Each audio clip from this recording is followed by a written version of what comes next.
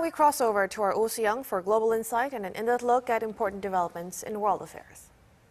Thank you, Morgan. It is indeed time for Global Insight. Well, this Thursday marks 1 year since Joe Biden took office as the President of the United States, declaring to the world that America is back, marking an end to the Trump years of America First. Since then, he's rejoined multilateral climate action, held a huge summit on democracy, and has rounded up allies to confront China as its aggressive behaviour continues to disrupt and threaten security and economic interests. We take a look back at the first year of Biden's America and whether it's truly back at the head of the table, as President Joe Biden said, to lead global governance and for this, I am joined by Chae-Chung Kim, Professor at the Graduate School of International Studies at Seogang University, and Henry Olsen, Washington Post columnist and a Senior Fellow at the Ethics and Public Policy Center. Thank you both so much for joining us today. Thank you. Thank you. And well, Professor Kim, let's start with you first. Now, it wasn't a quiet year in foreign policy for President Biden. There was the coup in Myanmar on February 1st last year, the rather undignified withdrawal from Afghanistan of US and NATO troops, as well as continued tensions with Beijing, Tehran and Moscow. Now, looking back at this year of Biden's America, what grade would you give Mr. Biden in handling these challenges? I know grading season's over for you now, but if I may. Well, if you ask me to give him a letter grade, I mean, in terms of his foreign policy performances, I would probably give him A-. I'm not a generous grader, so I must tell you that A- is a decent grade. Not excellent, but still pretty good. I give him a good grade because President Biden has put in good faith efforts to restore American leadership in the world and retake moral high ground that President Trump had relinquished. It's true that withdrawal from Afghanistan could have been much smoother. You know, European allies should have been more properly consulted. But that said, I think the withdrawal was overdue. Nation building in Afghanistan was a lost cause. The international community was disappointed, not because of the decision to withdraw, but because of the manner in which the withdrawal was executed. I think withdrawal was necessary so that you could pivot more to Indo-Pacific, you know, the region that has become the most important to American national interests. China is the biggest foreign policy challenge to the United States. All in all, I think Biden is faring much better, is dealing with China more efficiently than was Trump. The U.S. has two important assets, strategic assets that are lacking in China, and they are the allies and the international institutions that the U.S. has established and maintained in the post-World War II era. And Trump failed to utilize these strategic assets in his fight against China. But Biden was able to resuscitate alliances and institutions. You know, you see many remnants of America First in Biden's foreign policy as well. Biden's trade policy is very protectionist. Biden is not really hurrying back to JCPOA with the Iranians, not really trying to, you know, mend the fence with the Cubans. But America's standing in the world is much higher than before when Trump was in the White House. This is according to the most recent Pew research, and this is why I give his foreign policy A-, which is a pretty good grade for me. Well, while Mr. Biden may have salvaged or maybe improved America's reputation around the world, countries around the world, they are still very mindful of the US's voters, as domestic politics does influence its foreign policy. Mr. Olsen, 1 year into his presidency, Mr. Biden's approval rating, though, domestically, it's lower than his predecessors, except Mr. Trump's. How well do you think, and most Americans think that President Biden has managed foreign relations? Are Americans feeling that they are engaged and back to leading global governance? Feelings about Biden's foreign relations are driven on partisan lines, you know, that Republicans tend to give him bad grades throughout, regardless. I don't think that's necessarily fair. I don't think Biden has been a successful president, but I do think he's had a very successful foreign policy. And that's something that Americans, aside from Afghanistan, tend to appreciate. But it's so partisan here that virtually anybody who supported President Trump is cutting Biden very little slack. So even though he polls better on foreign policy than, say, on immigration or on the economy, he's still not doing as well as some of his predecessors because of that extreme partisanship.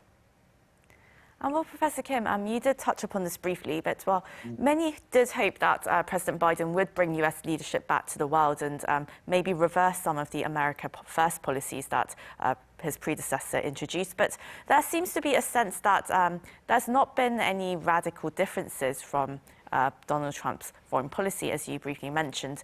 How are allied countries seeing this and also reacting to this? Well, in fact, there are critical differences between President Biden and Trump. Biden thinks very highly of liberal, rule-based international order, and he understands how important it is to protect and strengthen that liberal order. Biden thinks very highly of allies and international institutions. And Biden also understands how important it is to engage the world with diplomacy.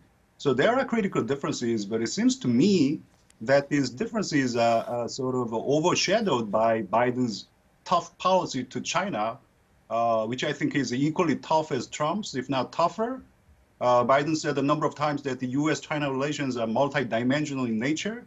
He said that there is a dimension that is comparative, even adversarial, but there are dimensions that are also cooperative. He said he would see cooperation with Chinese in policies to fight against global warming and then COVID-19, but you don't really see cooperation taking place in these policies. In terms of methodology, I think there are some differences between Biden's China policy and then Trump's China policy, but the nature is pretty much the same. And as I said, also, America First is still very much intact in Biden's foreign policy. I mean, think about foreign policy for the middle class, which is one of the key slogans for Biden's foreign policy. Biden believes that American foreign policy will have to put the interests of Americans, American middle class before any other considerations. To me, this sounds very much like America First. The U.S.-China competition and America First, they are structural things, and there is a limit to which a new president can change when the constraints are structural in nature. And American allies, I think American allies should understand the structural nature of the problems that Biden is faced with. Well, perhaps America is back, but on a different sort of capacity. But, well, Mr. Olson, President Biden said that America, well, it is back, and he's again and again emphasized its leadership role in reinforcing multilateralism and democracy around the world. He's held many summits, from bilateral meetings to massive global conferences on climate change and democracy. So he's certainly talked the talk, but how can he really restore US credibility and prove to allies and the world that America is indeed back? I think there's different questions about what it means to be back, in the sense that America is back when it engages in serious discussions with other countries and not in a give it or my way or the highway approach. I think America is back. Biden is doing that much more than President Trump ever did. But on the other hand, the fact is there are serious differences between many of America's allies. That America's allies in Europe, for example, don't see eye to eye on how to deal with the Russians in the Ukraine. They don't see eye to eye with America on how to deal with China. And there's no amount of American diplomacy that can eliminate those differences of opinion. You can only try and mediate them and perhaps minimize them. So if America is back means a return to the nearly unipolar American-led lockstep alliance era of, say, 2004 or maybe 1998, I don't think it's possible for America to return to that. The world has moved in a different direction, and it's wise for America to engage where the world is rather than where we wish it might be. Mr. Wilson, well, it seemed that the Biden administration was very much gearing up to take China full on and move away from Russia and the Middle East. However, we've seen US officials rather preoccupied with Moscow and Tehran over the past year. Do you think Russia and Iran are going to be more of a threat right now than China? I don't think that they are more of a threat to the United States. What they are is a threat to various alliance structures that we have posed, and they are currently more actively pushing the boundaries. I think that China remains the only nation that can genuinely threaten the United States. And as a result, that Biden's policies there, which I think are very wise and well executed, are essential. But We do have a global leadership and a global, not just a Pacific alliance structure. And that means when our allies in Europe or the Middle East feel threatened, we have to pay attention and we have to be involved. And I think that's why President Biden is spending that time now, while he's also still building an alliance that can secure against Chinese aggression. And Professor Kim, there's, well, increasing nervousness here in the Indo-Pacific surrounding the Taiwan Strait with growing tension and militarization in the area. Do you think that the United States and China, do you think that tensions might actually worsen to the point of war? The tension, I think, is going to get worse over the Taiwan Strait because neither side is willing to back down. To China, Taiwan is all about nationalism. You know, Chinese constitution specifies that Taiwan is a part of China's territory. Therefore, it is the constitutional duty of Chinese leaders to annex Taiwan. There is also a lot at stake for the United States. If the U.S. fails to protect Taiwan, it's going to do great damage to American credibility, credibility of the American defense commitments. On top of that, if Taiwan goes down, and that's going to be a significant blowback to liberal democracy that has been in retreat in past decades. If Taiwan goes, the first island chain, that important defense line will be disrupted. China can move eastward to Guam and even to Hawaii. The high sea in the Pacific is not safe. If Taiwan goes, the oil shipping lanes to South Korea and Japan can be in danger. So the U.S. is not going to back down over the Taiwan Strait. But that said, I'm not sure whether this tension will escalate to a war between the two countries because stakes are just too high. I think both countries will exercise extreme caution, but it's still possible for shots to be fired, shots to be exchanged over the Taiwan Strait because of miscalculations and misperceptions of the other's intentions, in which case the conflicts could really escalate to a full-blown war. Well, Professor Kim, President Biden has 3 more years to go, and he's got his hands full, really, with a whole trolley of foreign policy issues, from countering China and Russia and Iran, and also handling Myanmar as well as Afghanistan to, trying to reinforce democracy and climate action. How do you think America's going to juggle with all these different issues, as well as the costs that arise from it and the responsibilities? Well, it really sounds like an impossible job to me, to juggle with all these important issues. I think America will have to prioritize. I think it's very important for the U.S. to reorganize foreign policy priorities and use more resources so that it can deal with China in a more efficient manner, because the real challenge is coming from China, in my personal opinion. Now, the problem with the United States is that it has 2 hostile revisionist countries in Eurasia, not just one.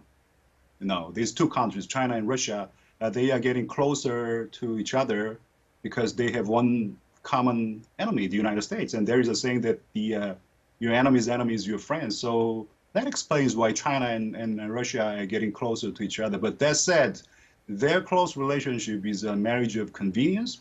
There is a strategic distrust that goes way back to the early Cold War period, years when they had borderline disputes. Maybe Biden will have to exploit that age-old distrust between these 2 countries. Maybe Biden will have to be a little bit more accommodating toward Putin's strategic concern about NATO's expansion so that the U.S. can concentrate more on China. Promoting democracy is important, but days of liberal interventionism is over, in my personal opinion. So you have to take good care of democracy at home. I think that's the best way to promote democracy. So in Myanmar and in Afghanistan, there is really a little you can do. I think Americans will have to prioritize because they have to work with limited resources. And Mr. Wilson, what's your view on this? How is the US going to manage the huge list of foreign policy issues and the costs that come with it? I think that Professor Kim is absolutely right, is that America is going to have to prioritize. And the fact is, whether we'll admit it or not, America is going to prioritize China. And the sooner our allies outside of the Pacific understand that, the sooner they will be able to adopt inappropriate strategy to meet their aims. The United States cannot continue to deal with China's rise and be the primary defense in the Middle East, and be the primary defense against Islamic terrorism, and be the primary defense against Russia.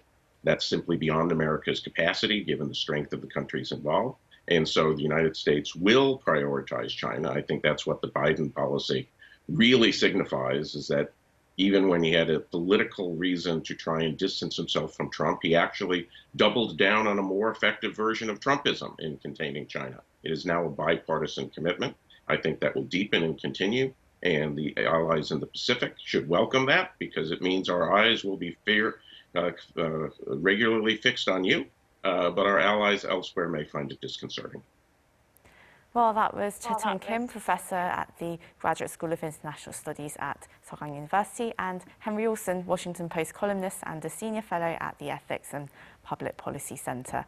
Thank you both so much for your time today.